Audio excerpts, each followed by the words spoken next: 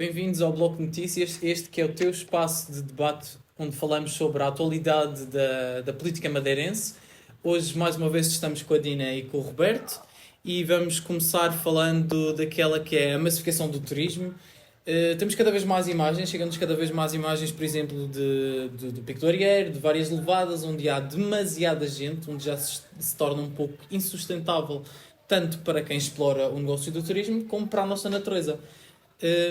Está a chegar aqui um desequilíbrio? Ou... Sim, esse desequilíbrio nota-se, basta sairmos do gabinete e darmos uma volta pela ilha. Recomendo ao secretário do Turismo que teve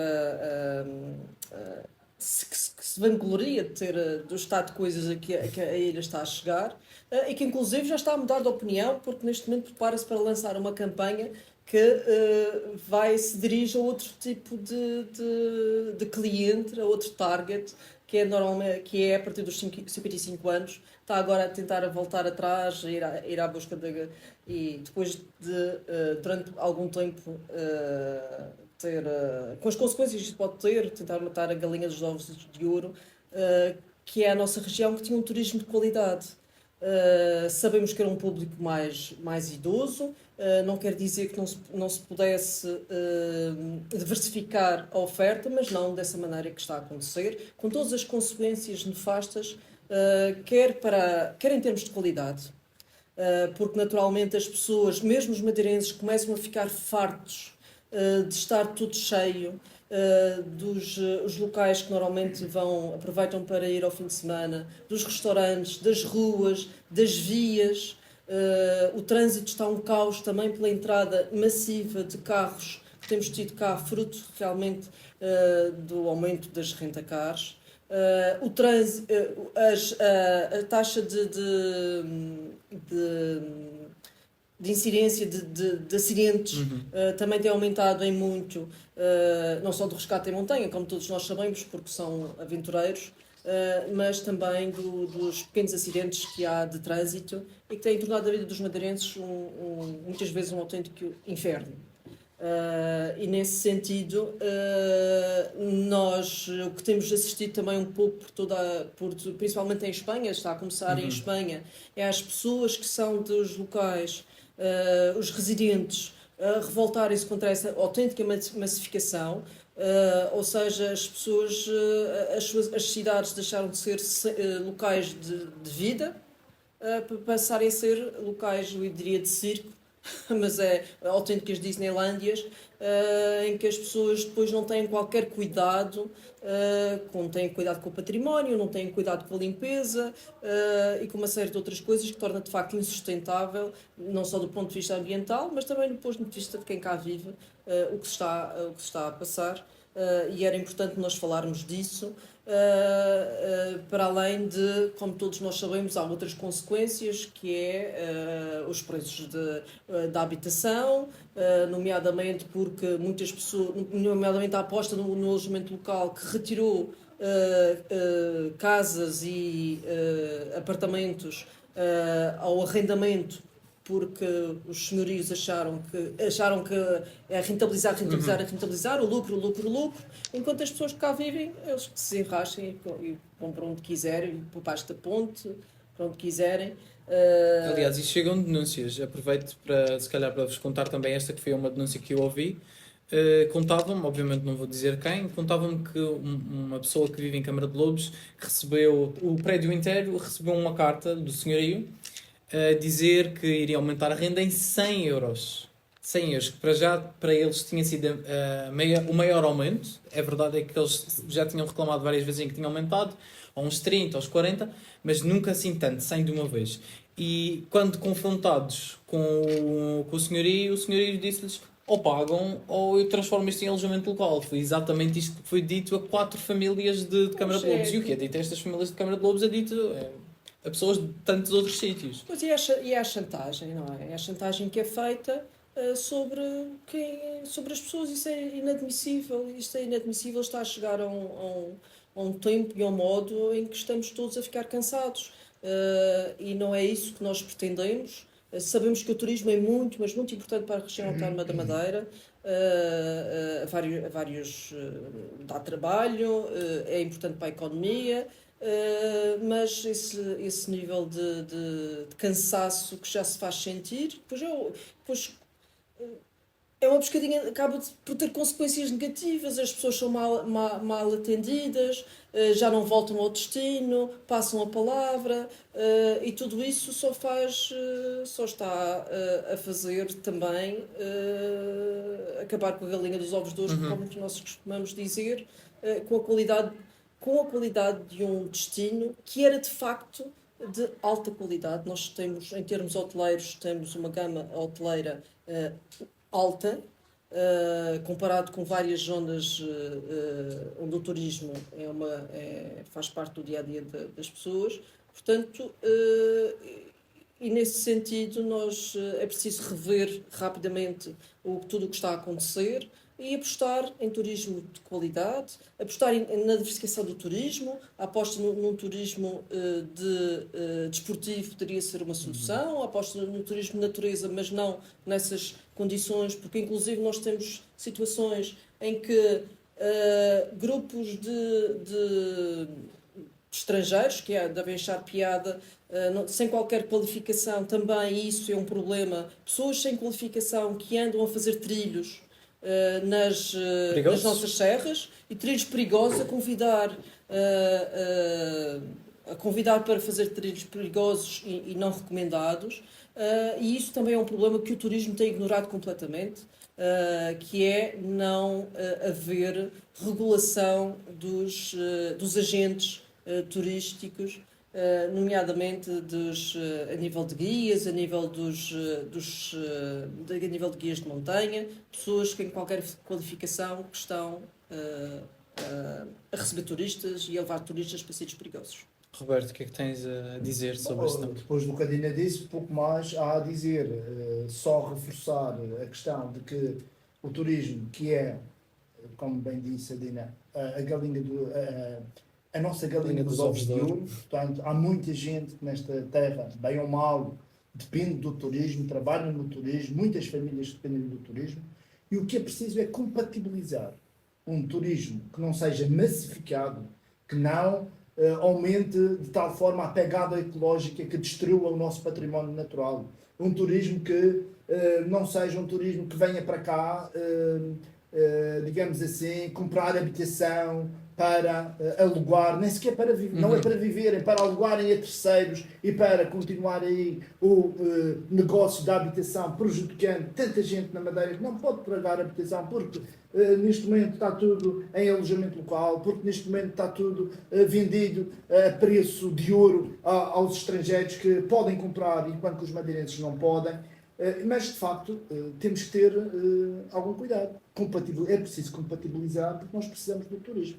Não estamos aqui, ninguém está aqui a dizer que agora turistas fora, não é nada disso. Nós queremos os turistas, nós queremos acolher bem os turistas, nós queremos que o destino Madeira seja, ou continue a ser, mas seja cada vez mais um destino de qualidade e não que perca a qualidade que tem vindo a perder ao longo dos últimos tempos, porque isso mata a galinha dos ovos de ouro. Não há turistas que venham para cá se isto for um autêntico inferno. Se isto for um inferno onde ninguém se mexe, se isto for um inferno onde ninguém consegue descansar, se isto for um inferno onde ninguém consegue passar férias calmamente, as pessoas vão para outro sítio procurar outros destinos. E é por isso que é preciso essa compatibilização, e isso também cabe ao Governo Regional ter em atenção essa questão à Secretaria do Turismo e a todos aqueles que, trabalhando no turismo, pensam estas questões, naturalmente, com muito mais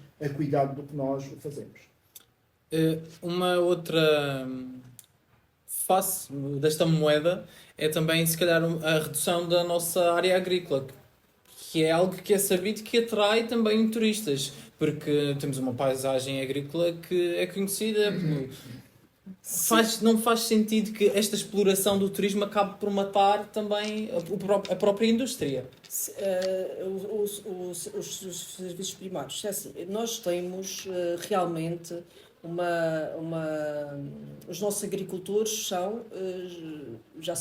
muitos deles já têm alguma idade, e há realmente essa dificuldade em que as novas em chamar pessoas novas para o setor primário, para a agricultura, para as pescas. Já há realmente essa dificuldade. Mas ainda é mais difícil quando estrangeiros endinheirados chegam ao pé das pessoas e oferecem meio milhão de euros, 1 milhão de euros por terrenos em qualquer parte da ilha. E a Calheta é um bom exemplo disso.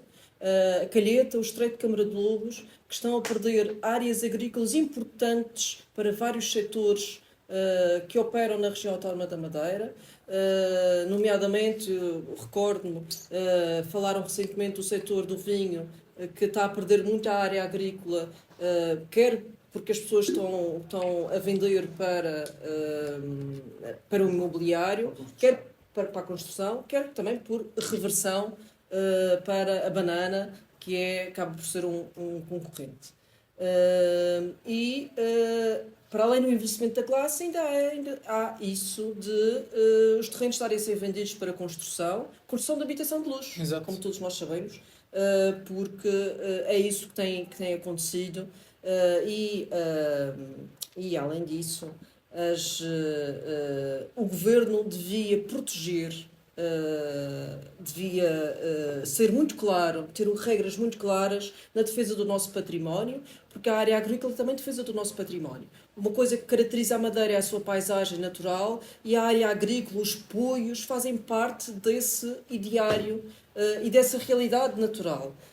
E nesse sentido, acabar com a área agrícola também é acabar com a natureza da Madeira. Aquilo que nos caracteriza, quem nos conhece lá fora, conhecem-nos pelos magníficos poios, lindíssimos poios que nós temos em Socalco, e isso está-se paulatinamente a acabar, e é preciso tomar medidas para criar áreas agrícolas específicas em que não é permitido de todo reforçar essas áreas. Já existem algumas, é preciso reforçar essas áreas para que não seja possível de todo permitir construção, alterar PDMs, alterar essas áreas para outro motivo, simplesmente porque há dinheiro para comprar. Nem tudo tem um preço, nem tudo está à venda, e compete ao Governo proteger os interesses da Madeira em primeiro lugar. Sim, porque se nós formos ver estes limites, que são limites que, por exemplo, o Bloco quer, e chegámos a propor quando estávamos continuamos a propor na Assembleia da República, e que chegámos a propor quando estávamos representados aqui na Madeira, estes limites às rendas, estes limites aos alojamentos locais não são um bicho-papão como a direita faz crer, e isto não vai... Para já, acho que qualquer pessoa que nos esteja a ver consegue perceber que limitar o preço das rendas só pode ser benéfico para elas. Limitar o alojamento local não vem tirar o trabalho às pessoas, quanto muito vem impedir que muitas pessoas sejam desalojadas. E esta ideia de que a direita tem, de que o Bloco quer controlar isto, é como se fosse o fim do mundo e o fim do turismo, que não é. Não é, Roberto? O que é que tens? Eu fartei-me dizer isso. Quando nós propomos limitações ao alojamento local, não é acabar com o alojamento local que já existe. É que o alojamento local a ser licenciado a partir de agora seja limitado, tendo em conta as necessidades que uma determinada cidade, um determinado município, uma determinada faixa da região tem relativamente às questões da habitação, à necessidade de habitação. E, naturalmente, há zonas da nossa região, no Funchal, onde nós passamos e vemos porta sim, porta não, alojamento local. E mesmo fora do Funchal já existem, sobretudo na Costa Sul, muitas zonas onde o alojamento local é quase a regra e não a exceção.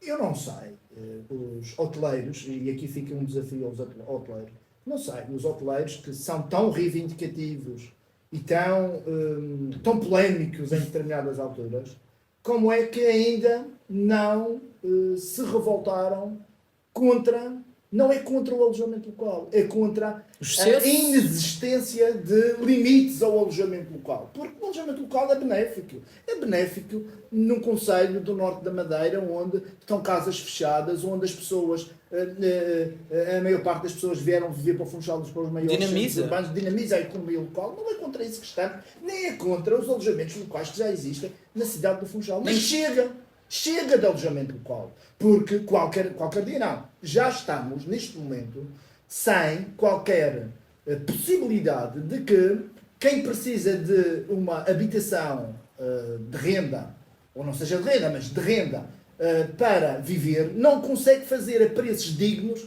no Funchal, em Santa Cruz, em Câmara de Lobos, em Mexico e noutros concelhos onde a densidade populacional é maior. E, portanto, nós não queremos acabar com o alojamento local, nós não queremos acabar com as profissões e os trabalhadores que trabalham no alojamento local, nós queremos é limitar novos licenciamentos para o alojamento local, porque senão não existirão, daqui a 1 ano, 2, 3 anos, não existirão apartamentos, casas arrendadas para a habitação a longo prazo. Acho que é assim que se diz. Para a habitação a longo prazo. E desse ponto de vista é preciso, não acabando com o alojamento local que já existe, é preciso não acabar, não rebentar de vez com a pouca oferta, pouquíssima oferta que temos para que quem quer arrendar a sua casa, porque comprar é impossível, para poder arrendar a sua casa com um vencimento, como é o vencimento do Madeirense e do Porto Santense, com um vencimento que possa pagar esse mesmo arrendamento. As pessoas não querem, e nós já estamos fartos de dizer isto, as pessoas não querem nada de borba, não querem a casa de borba, querem poder pagar a sua casa. E se não são tomadas medidas. Mas vemos agora que deu a louca no Governo da República e que algumas limitações que existiam ao licenciamento do alojamento local querem fazer desaparecer e fazem desaparecer essas poucas limitações que existiam. Quer dizer que isto ainda vai ser um desnos-acuda muito maior se na região, o Governo Regional, o Parlamento Regional, não, como o Bloco de Esquerda propunha, não legislarem no sentido de pôr a mão nisto. Exato, interessa dizer a quem nos ouve que antes de arranjar casa para quem nos visita, interessa arranjar casa para quem aqui vive. Exatamente. E para quem aqui trabalha. Isso sim é o que importa, não é? Nós vivemos do turismo e sabemos que o turismo é importante para a Madeira, mas antes dos turistas estão os madeirenses e as pessoas que cá decidiram viver e trabalhar. Passando para um próximo tema, vamos falar então sobre a constituição da Comissão para o Aprofundamento da Autonomia. Roberto, o que é que tens também a dizer sobre este tema? Bom, ficamos a saber que, logo após a aprovação do Orçamento da região, foi criada na região, e bem, na Assembleia Legislativa, e bem, como já tinha sido criado na legislatura em que nós estivemos lá, uma Comissão para o Aprofundamento da Autonomia. Essa Comissão tem como objetivo rever a lei eleitoral para a Assembleia Legislativa da Região Autónoma da Madeira, rever a lei das finanças das regiões autónomas, rever o Estatuto Político e Administrativo, rever até a Constituição, não sei para quê, mas querem rever a Constituição. No fundo, nas palavras de quem a propôs, esta Comissão serviria para alterar, propor legislação no sentido de se aprofundasse a autonomia. À partida, toda a gente está de acordo com isto. O problema é quando vamos ver caso a caso. Querem alterar a lei eleitoral para quê? E a primeira coisa que eles disseram que querem fazer, o líder do grupo parlamentar do PSD na Assembleia Regional, foi alterar a lei eleitoral da região autónoma da Madeira. Nós já sabemos que vão dar o reboçado, como nós defendíamos, de meter a lei da paridade na lei eleitoral da Assembleia Legislativa da Região Autónoma da Madeira, e isso é uma proposta do Bloco, não é deles. Nós nos batemos quando estávamos no Parlamento para que essa lei, para que essa alteração fosse consubstanciada, coisa que não vai acontecer. Mas eles querem mais. Na lei eleitoral está escondido um desejo do PSD e do PS que querem voltar aos círculos eleitorais, conselheiros para a eleição de deputados. O que é que isto acontecia? Aqui há uns anos atrás, nós não tínhamos um círculo único regional onde a Madeira era um círculo único e todos os votos iam para o mesmo pote. Nós tínhamos o círculo do Conselho do Funchal, que elegia 20 e tal deputados, tínhamos o círculo de Santa Cruz, que elegia, salvo o erro, 8 deputados, tínhamos o círculo eleitoral de Machique, que elegia 7 deputados, tínhamos o círculo eleitoral de Câmara de Lobos, que elegia mais 8 deputados, tínhamos o Porto de Muniz, que elegia 2, tínhamos o Porto Santo, que elegia 2, tínhamos São Vicente, que elegia 2, tínhamos Santana, que elegia 2, tínhamos a Calheta, que elegia 2, salvo o erro, tínhamos a Ponta do Sol, que elegia 2, e tínhamos a Ribeira Brava, que elegia 2 ou 3. O que quer dizer que nesses círculos todos, quem elegeria seriam sempre os maiores partidos com maior representação. PSD? Se formos ver quem são os partidos com maior representação atualmente, o PSD, o PS e eventualmente o JPP. E mais nada. Existia o PCP de vez em quando, o PCP teve muitas vezes fora do Parlamento, de vez em quando conseguia eleger no Funchal um deputado. A UDP manteve-se, porque tinha uma base popular forte, manteve-se sempre a eleger um e às vezes 2 deputados no Funchal, mas com muitas dificuldades. O CDS sempre teve reduzida 2 deputados e a verdade é que não existiam outros partidos. E o PS, o que é grave, é que o PS quer voltar a esse tipo de eleição. O que vai acontecer é que, se isso for avante, os partidos com menor representação, alguns que não estão no Parlamento e outros que estão, vão desaparecer. E vai ficar o PS, o PSD e o JPP, enquanto se mantiver com a representação que tem, ou o Chega. Ora, ficará o Parlamento a 2 ou 3 vozes. Isto é uma pobreza, isto é uma perda para a democracia. E isto só serve para que os caciques do PS, os caciques do PSD e os caciques do JPP, que também têm, lá nas suas zonas, consigam ser eleitos. Enquanto que, muito bem, lavam as mãos e descartam-se dos outros. Vamos ver se isto não vai avante. Vamos ver se alguém tem juízo naquele Parlamento. Apesar de tudo, a nossa esperança é que isto tem que ir à Assembleia da República, mesmo que saia daqui da Assembleia Legislativa da Madeira uma proposta desse tipo, tem que ser votada na Assembleia da República e o Bloco de Esquerda certamente fará a luta toda para que isso não vá avante. Essa é uma das questões que são muito perigosas. E a outra questão, só para terminar, é a proposta que eles querem fazer da eleição de deputados pelo ciclo da imigração para a Assembleia Regional da Madeira. Parecendo uma proposta aceitável, devemos pensar. Então vamos eleger deputados que estão na Venezuela, que estão na África do Sul, que estão na Inglaterra, que estão noutras partes do mundo, para representarem os madeirenses que existem nessas partes do mundo.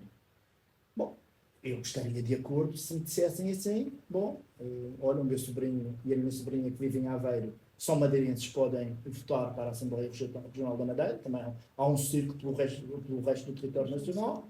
Os meus amigos que estão nos Açores também, e que são madeirenses, também podem votar para a Assembleia Legislativa Regional. E todas as pessoas que estão em Portugal, que não na Madeira, possam também votar para eleger deputados na Assembleia Legislativa Regional.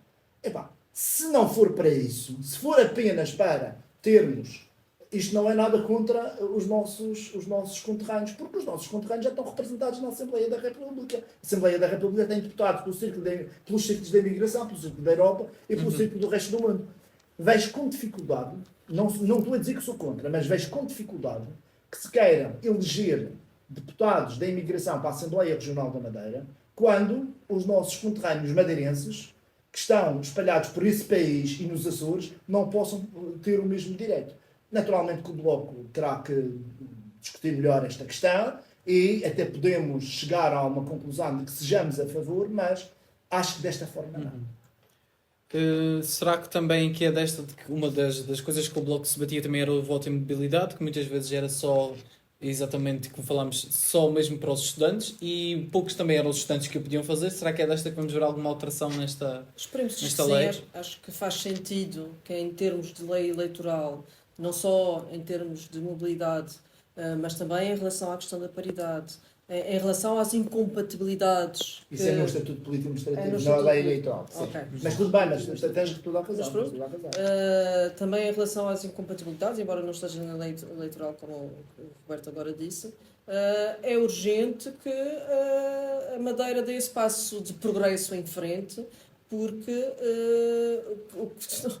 isso já sabemos que isso é a casa do PSD, faz da região autónoma o que querem e bem lhes apetece.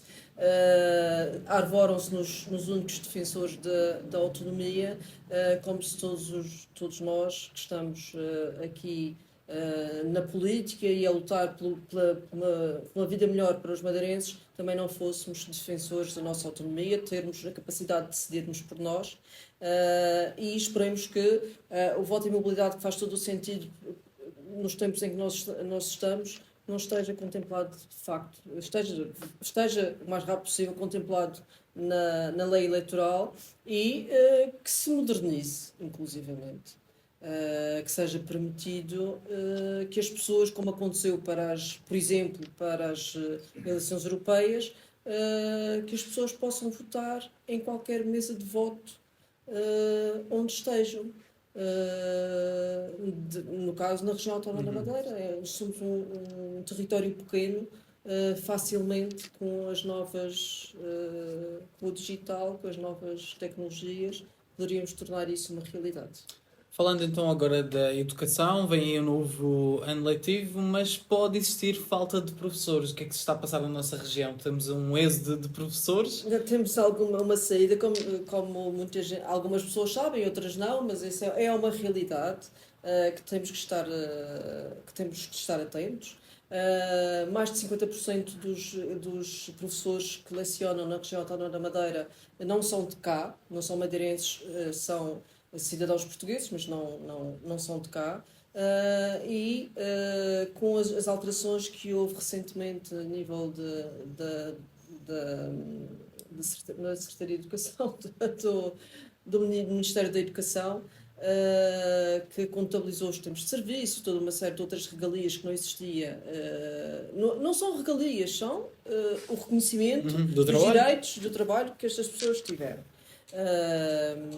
Todas essas alterações que houve fizeram que muitas pessoas, com professores que cá estavam já, alguns deles há bastantes anos, há mais de 20 anos a lecionar, tivessem agora a oportunidade de voltar às suas residências, aos seus locais de família, onde nasceram, onde cresceram, onde viviam antes.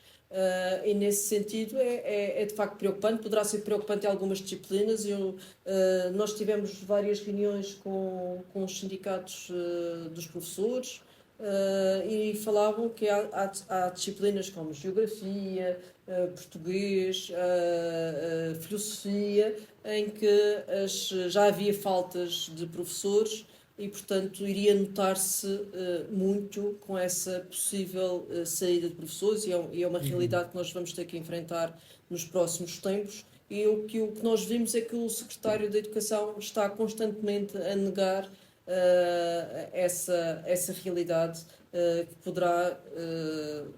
poderá ser mais que certa no próximo ano letivo, que é muitas crianças, muitos adolescentes começarem o ano letivo e não terem professores em determinadas cadeiras, e é um alerta que deixamos, uma preocupação que devemos ter, porque sabemos o papel fundamental na educação e depois todos os constrangimentos que a falta de um professor no início do ano letivo, perder o comboio, acarreta depois no trajeto dos alunos. Curiosamente, desculpa interromper, curiosamente, nós como disseste há bocadinho bem, quando reunimos em outubro, salvo erro, setembro, outubro, novembro, com a Associação Nacional de Professores, vieram chamar a atenção de que brevemente isto iria acontecer. Disseram os representantes da Associação Nacional de Professores na nossa reunião. Quando houve a discussão do programa do Governo, em outubro, talvez, de 2023, o Bloco estava no Parlamento, eu questionei diretamente o Secretário Regional da Educação sobre esta situação. Senhor Secretário, não vamos daqui a algum tempo, não pude precisar que tempo era, mas não vamos ter daqui a algum tempo muitos docentes a irem, voltarem às suas terras, a abandonarem a região, porque vão conseguir a recuperação do tempo de serviço e a região vai ficar, como já está, com falta de professores. A resposta do secretário de Educação foi: isso é o catastrofismo do Bloco de Esquerda. O Bloco de Esquerda é só catastrofismo. Parece que os professores agora vão todos embora. Eu não disse no secretário que os professores vão todos embora. Há associações representativas dos professores que colocam como receio que o desemprego de professores, a falta de professores que já se começa a sentir, se intensifique no futuro. O senhor secretário, pura e simplesmente, passou-nos um atestado de incompetência, como se não percebêssemos nada disto. Olha, agora não estamos no Parlamento, é verdade, mas meia dúzia de meses depois, lá estão os professores a voltar à sua terra. Isto não é nada contra os professores fazem muito bem. Recuperaram o seu tempo de serviço que tinha sido congelado, têm oportunidade para voltar para as suas terras, para junto das suas famílias. E têm todo o direito. E têm todo o direito de o fazer. A região é que tem que ter políticas que respondam a essas necessidades, no sentido de contratar professores que sejam suficientes para substituir esses professores que vão embora e pelos vistos não tem sido capaz, mas é um governo que se tanto vangloria da descida do desemprego, quando o desemprego não está efetivamente a baixar. Todos nós sabemos que esta descida do desemprego é virtual, na medida em que quem está inscrito no centro de emprego é obrigado a aceitar postos de trabalho, portanto, que não sejam completos, postos de trabalho em que ganham à hora, trabalham horas e horas, são explorados. Quando o desemprego está a baixar à custa daqueles que já não têm acesso a qualquer subsídio de desemprego ou outro tipo de remuneração, pura e simplesmente não renova a sua inscrição no centro de emprego. É assim que está a baixar o desemprego. Continuamos a ter um exército de pobres e um batalhão de desempregados. Continuamos a ter um exército de pobres e um batalhão de desempregados. Só que esses desempregados não estão na estatística. Não estão na estatística não porque estão inscritos. ou estão a ser explorados em trabalho precário e já não contam para a estatística, ou pura e simplesmente não recebem qualquer tipo de remuneração, qualquer tipo de subsídio, já não renovam a sua inscrição. Assim também eu fazia descer os números do desemprego. Assim, para não falar nos estágios. Sim, para não falar nessas coisas para todas. falar nos estágios e... Tens toda a razão. Não é? Porque, de facto, hoje em dia, qualquer jovem, para iniciar a sua carreira profissional, só é possível através de um estágio. É uma coisa impressionante que não há ofertas de emprego que não seja através de um estágio em que quem assume o salário é a entidade pública. E o que nós mais vimos é entidades patronais a recorrerem de forma abusiva a essa figura. Porque acaba um estágio, começa outro, mas a vaga de trabalho, o posto de trabalho está sempre lá disponível para ser ocupado por alguém. Portanto, também desta forma é fácil fazer lucro. Bom, já estamos a nos estender muito. Temos então de passar às sugestões que vocês têm. Começo por ti, Dina, que sugestões é que tens para nós esta semana? Bem, vou deixar uma sugestão para o mês de agosto. Em Santa Cruz vamos ter a 7ª edição do Santa Curtas. São curtas-metragens, filmes que normalmente não estão na rede comercial, são cinema alternativo. Esta é a 7ª edição do Santa Curtas. Será todas as sextas-feiras de agosto às 21h30 no auditório da Casa da Cultura, Quinta do Revoredo. E convidamos, acho que é uma boa alternativa para as nossas noites agradáveis de verão, para também termos a oportunidade de ver um cinema não tão comercial, mas que é cinema de autor, que nos faz refletir, muito mais temático, e que certamente toda a gente lá for, ou quem lá for, não ficará a perder. Não é cinema dos grandes ecrãs, mas não significa que não seja tão bom como os dos grandes ecrãs. Roberto, e qual é a tua sugestão desta semana? Bom, é uma sugestão de um livro, numa altura em que todos continuamos a assistir quase que incrédulos à chacina de Israel na Palestina e à matança de Israel sobre o povo da Palestina. Um livro que é um livro extraordinariamente importante, que é Palestina, uma biografia, de Rashad Khalidi. É um livro que, segundo a crítica internacional, um dos melhores livros que retrata a atualidade e o passado e a ocupação da Palestina por Israel. Nomes como Noam Chomsky dizem que esta é uma obra fascinante e original, a primeira a explorar a guerra contra os palestinianos com base numa profunda imersão na sua luta. O Financial Times diz que este é um dos grandes livros sobre a questão israelo-palestiniana, e o The Guardian diz, por exemplo, que este é um livro informativo e apaixonante. O livro de Khalidi é uma elegia aos palestinianos pela sua recusa em resistir à conquista. Desde o final da Segunda Guerra Mundial, que Israel rouba a terra aos palestinianos. Hoje em dia não se limita a roubar a terra aos palestinianos, também chacina homens, mulheres, crianças, velhos, novos, e portanto, numa altura em que vivemos ou convivemos com essa grande tragédia, este é um livro oportuno e é um livro que quem puder deve adquirir e ler, não dará o seu dinheiro e o seu tempo por mal gasto. Obrigado, Roberto. Obrigado, Dina. A fazer um pequeno à parte, não nos podemos esquecer, nós costumamos dizer que vivemos no cantinho do céu, na Madeira, mas essa não é a realidade para toda a gente, e como o Roberto falou e bem, na Palestina estão pessoas a ser mortas, há pessoas a sofrer todos os dias, e isto não começou este ano, não começou o ano passado, nem há 10 anos. É algo que já está a arrastar-se há bastante tempo, e é preciso perceber aquilo que se passa na Palestina, e esperamos que um dia a Palestina seja livre. Mais uma vez, obrigado. Este foi então mais um episódio do Bloco Notícias. Não se esqueçam que a política é feita de todos e para todos, e se quisermos fazer da Madeira, e neste caso também do mundo, um lugar melhor, está nas nossas mãos esse poder de fazer a mudança que queremos. Obrigado, e certamente vai haver mais.